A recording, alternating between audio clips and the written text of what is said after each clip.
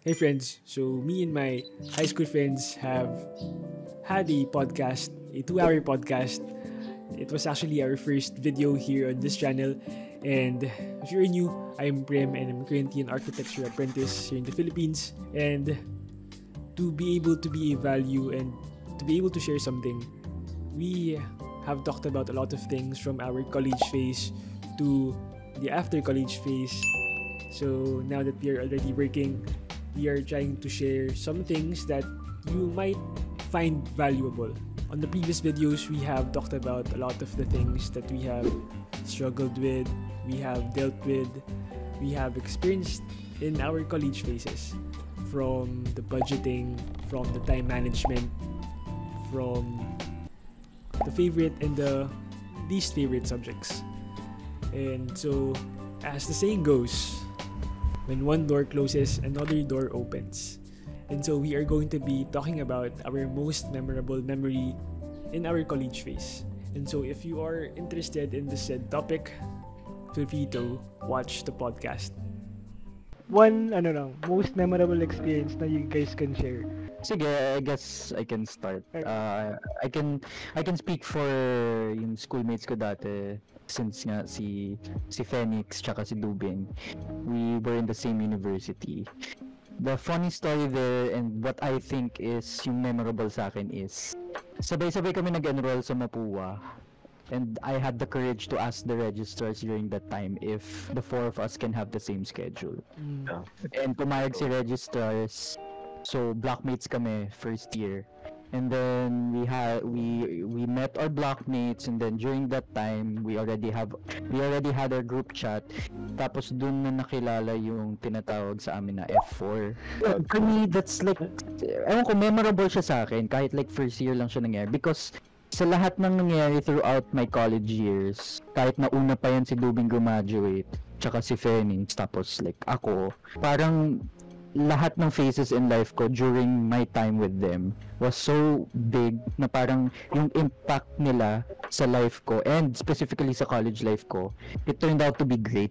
Parang without them, parang hindi ako magiging masaya sa college eh. Parang ganun. So, parang siyang, ewan ko, that's for me yung malaking memory sa akin. Kasi ang dami naming times together, ang dami naming breakdowns, ups and downs. Parang lahat kami, we were like, kaming apat, we were helping each other out lang, supporting each other. And that's what I think is important also in college. You should always have someone to support you with whatever you do. No matter what, kahit ups and downs yan, nandun yun. So yun, like, for me. Choose your friends wisely nga nila. Sabi nga nila. So, yes. Kasi parang the funny thing is during high school, hindi ko naman sila gaano ka-close. Pero college happened and dun lang kami naging strong yung relationship namin. Yun lang. Sa akin, hindi siya single memory eh. Pero yung mga talaga, yung mga inom out with the friends. Kasi so mabisyo ka talaga, Jake. Mabisyo ka talaga. Mabisyo ka talaga. Ma-friend ako, ma-friend. Social. Very fun lang talaga yung experience na, especially as a college student. Kasi although may responsibilities ka, na-realize ko lang na hindi pa ganun kabigat responsibilities mo compared to ngayong may work ka na. Yes. Lagay mo yung Gerardo, lagay mo dito ba? Kahit na So, ayun, yung mga, parang feel ko, though, for example, hindi yun yung cup of tea mo, try mo pa rin to go out of your comfort zone. Kasi, if you meet more people, parang, syempre, I guess connections din yan, ganyan. And, huwag ka din, of course, mawalan ng, pag nawalan ka ng friend. Kasi, it happens talaga. So, yung pagiging social, very important siya kasi, doon talaga mabibuild yung parang character mo. And hopefully good character yung or good habits yung ma-pick up mo. Ganyan. Pero yun yung mga pinaka-memorable sa akin. Ako add ko lang, tama yun, na parang ako for me, mas nakapapadali if may friends ka. Naisip mo na may inspiration or may kasama kang gawin yung mga bagay-bagay. Sabay kayo, parang ganun. Sa akin siguro yun yung nag-thesis ako. Kasi nung nag-fifth year ako, yun yung time na rin na pandemic eh. So, gumagawa ako ng thesis ko nun sa bahay. As in, sobrang hirap nun kasi nga, like, memorable siya kasi parang, alam mo yun, ang hirap nung napagdaanan mo, pero happy ka kasi napagdaanan mo siya. Parang ganung connotation kasi kung normal na siya, pwede ka mag-interview with other people, like, directly, pero ang hirap na gumagawa ka ng work sa sa bahay, tapos at the same time yung supposedly na rest mo or yung kasi di ba like normally kung sa school setting ka, pagdating mo sa bahay, like alam mo it's either homework or magpapahinga ka na. Pero ang nangyari nung time na yun is pag off mo ng laptop, parang nasa bahay ka pa rin, yung parang work setting mo or work experience mo is kung nasaan ka pa rin. So parang sa akin, like sobrang draining siya nung time na yun. Pero super glad lang ako talaga na natapos ko yung thesis na yun. Tsaka, ang hirap talaga ng pandemic kung makare-recall niyo yung mga nangyayari nung time na yun. Yun sa akin. Tsaka naalala ko, parang gantong Discord, ito yung mga nakakausap ko, like sila Pao. Usually, mag-request ako sa kanila, naalala ko yung thesis ko. Nag-request pa ako kung pwede akong parang junior sa kanila yun. Nakadami akong request nun eh. Kasi nga, like, syempre, ayaw mong ulitin yung pagtatrabaho ng thesis, especially, ang hirap nung as in yung thesis namin kasi 1 year eh. So, bali, yun yung nag-memorable for me. Sa akin, actually medyo org-related siya kasi parang sa last year ko nung college, naging AVP ng externals ng Civil Engineering Society. Since officer, kailangan may program kailangan gawin. So yung ginawa ko nun, parang talk or convention with some experienced subject matter experts, di ba, mga engineers, marunong sa field ng topic ko, which is sustainability. And, moving forward, parang inaasahan ko yung mga magiging speakers ko lang, mga engineers na kunyari parang professor or mga matagal na sa field, ganun. Pero yung isa sa mga naging speaker ko doon, yung VP ng Mega World. Sorry, nakatawa yung para niya. Nasa akin yung contact niya. Hindi pala memorable. So, yun lang. Memorable doon, yung parang pressure na kailangan perfect lahat. Tapos kayo na ngayon. Oo, 3 years. akala ko may ganong plot twist eh. Parang doon din siguro doon ko parang na-realize na mas prefer ko yung management. The management side of civil engineering. Wow. So, yun lang. Medyo Doon sa 5-year or 4-year course, is it worth it ba? Worth it ba yung pagod, yung pera na napag-usapan natin, yung struggles? Okay, Phil, go. Oo, kagad. For me, kasi I mean, siguro depende rin sa experience ng tao and with the university. Pero kasi ako, civil engineering, actually, feel ko nga chill pa kami nun eh. Kasi syempre, di ba, nakakalaro pa, kung ano-ano pang hindi academics yung nagagawa. Tapos, basta gawin mo lang yung part mo, papasa ka. I mean, syempre you want to excel, pero looking back, parang it's worth it, especially with the learnings I got from the LSU and from the experiences na nakuha ko. Is it worth it? Basta, regardless of what course you're taking in college, it's worth it if you love what you're doing. Yun lang. Yeah. Kasi parang ayaw kasi I don't wanna put down any courses. Like kahit I don't wanna compare na parang architecture is harder than civil engineering, or vice versa. Wala, there's no easy way going out of college, regardless of what your course is. So, ako, I love what I'm doing as an architecture student before, and yun, nagustuhan ko yung ginagawa ko. So, worth it siya. There were so many sleepless nights, so many times na, syempre, kasama sila Dubin, sila Phoenix, umiinom sa labas, late na umuwi, yung dami mga ganun. So, for me, kahit naman yung mga ganun nangyari, it was all worth it for me kasi looking at my past self and where I am now, masasabi ko talaga na I already accomplished this. I can go so much further pa sa future ko. I can see so much more. Ang dami ko pang nakikita sa sarili ko. So, yung course na tinake ko ng Arki, yun, I just think it's worth it for me. Kasi, yun nga, like I said, I love what I'm doing, na-enjoy ko siya. Yun lang.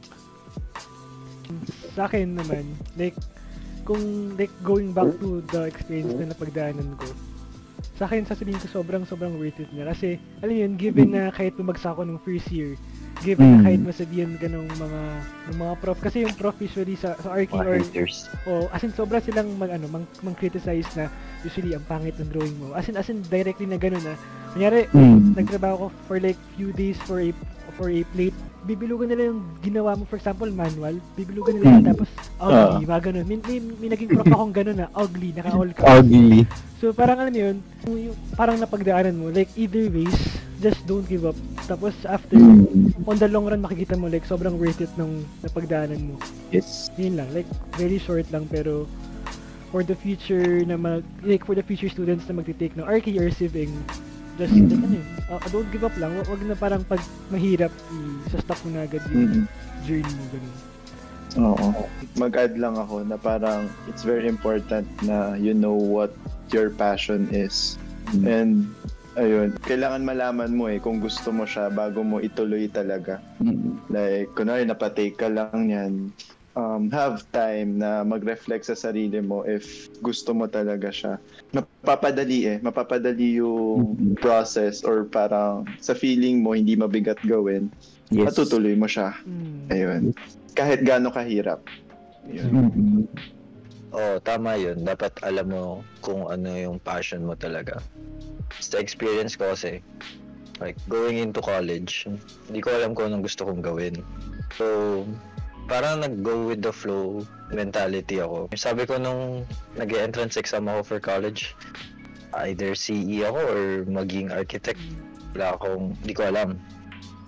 So, malaking bagay na dapat alam mo yung passion mo. Kasi, nung nag-umpisa ako mag-college, parang hirap ako. Kasi ginagawa ko lang yung kung ano yung alam ko Alam natin gumawa ng floor plans, alam natin mag-planning, alam natin mag-drawing. Pero just because na alam mo kung ano yung ginagawa mo, does not mean na yun ba yung gusto mo. Yeah, yung passion mo. Yes.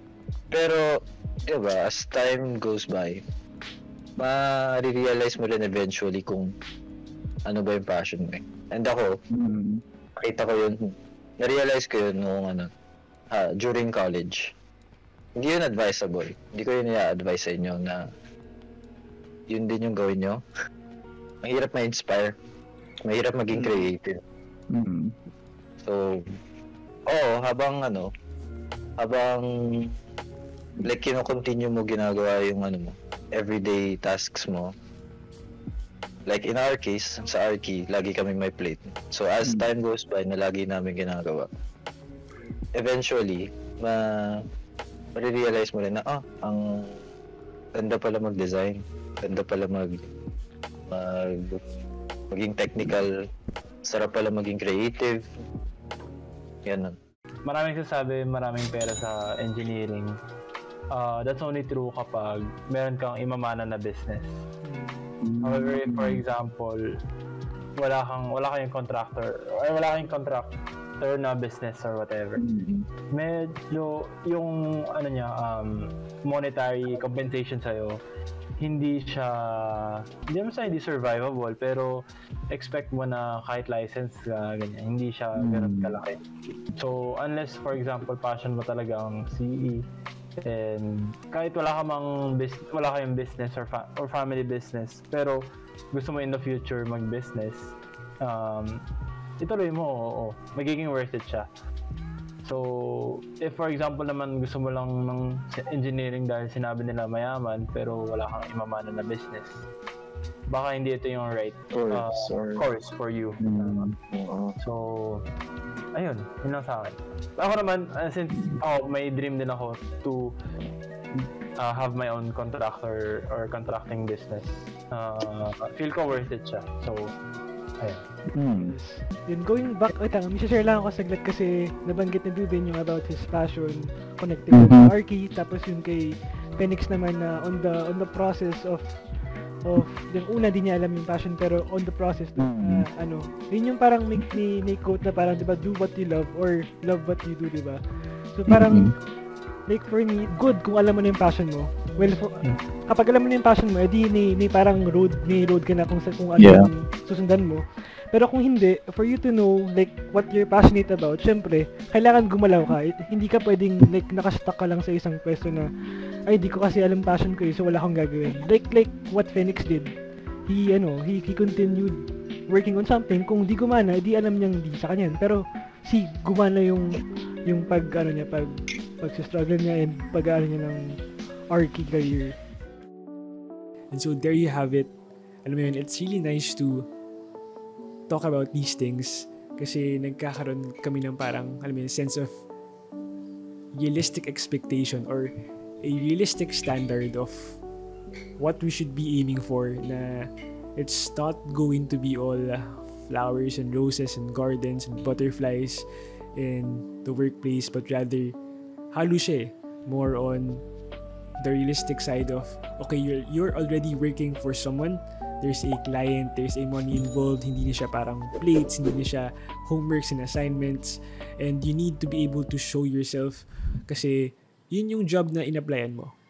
And so I hope this video has been valuable to you, and if it did, please comment whatever you want to comment down below, and I hope you have enjoyed this short video, and just like always, focus on what matters, and I'll see you at the next one.